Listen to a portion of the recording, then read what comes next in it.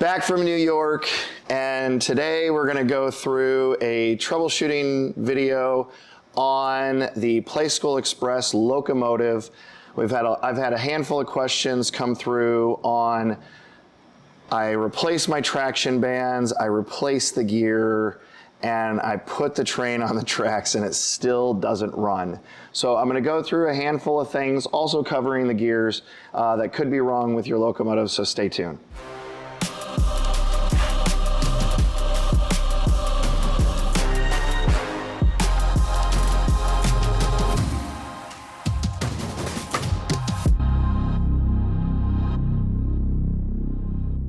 Today we're going to go through a troubleshooting video on troubleshooting the Playskool Express train set, specifically the locomotive.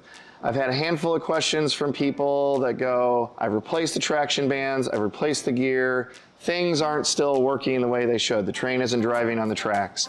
So there are a few other techniques or things to look for on your train, your locomotive, that could point you to the real problem. So we're going to go through those today, and hopefully that helps you in repairing your vintage Playskool Express train. All right, working our way backwards, these are the components that really are contributing to the drive itself of the locomotive down the tracks. So you have your traction bands, you have your helical gear, you have your worm that drives your helical gear, and then you have your motor itself, and this is the board that ultimately is typically connected to the motor. So your traction bands, those are important because that really is giving you the traction between the wheels driving and the actual track itself. If you've replaced those, or you have them and they're still good and they're not brittle, you're in good shape. Now, the next is the helical gear. The helical gear is what is connected to the shaft between the front two drive wheels.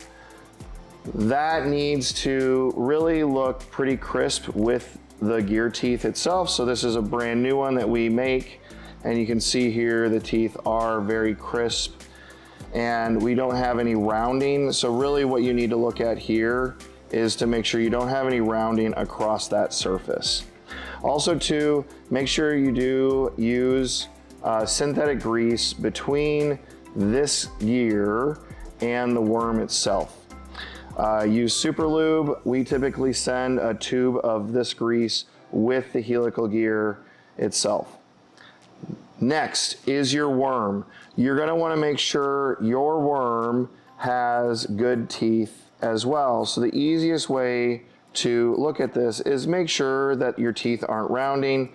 This one here is one that is in pretty decent shape. Let me put my hand back there so you can see, and you can see that the teeth are in pretty good shape. Now, this is where analyzing the motor is important, because typically these motors, as they were used over time, do have a specific wear point. So with this motor mounted in the chassis itself, what you're going to look at is seeing if this shaft that runs between essentially this point and this point has any play whatsoever.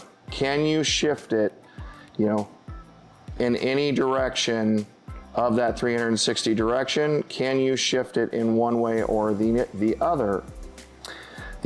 Really, of this motor, outside of the motor just being bad altogether, the motor can work, but it could ultimately be worn down to where when you are putting this in there and it makes contact with the gears, I'm going to exaggerate this, but if this shaft was loose, it essentially would be pivoting away from this drive gear. And the easiest way to tell if it is loose or if you have a worn down motor is if you look on the back of the motor between the two solder points.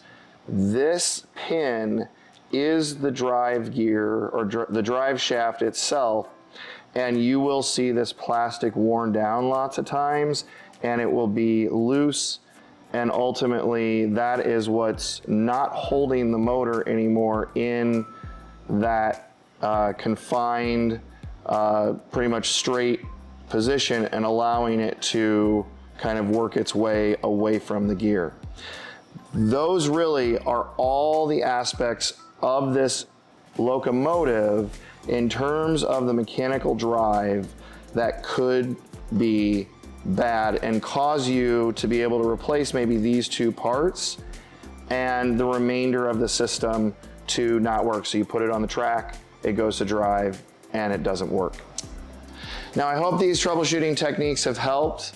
There is one other thing to check with the chassis itself, and that is making sure that where those front drive wheels mount, that it hasn't been worn away over time.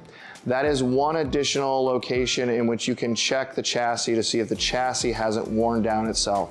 Currently at this time, we don't have a solution for fixing that, but we are looking at ways in which we can provide a solution for you to be able to repair this and bring this train back to life.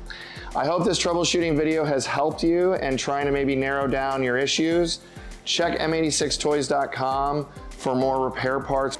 We love to see this train set live on for another generation. If you like this video, please like and subscribe. I'm MalaMaker, and happy making.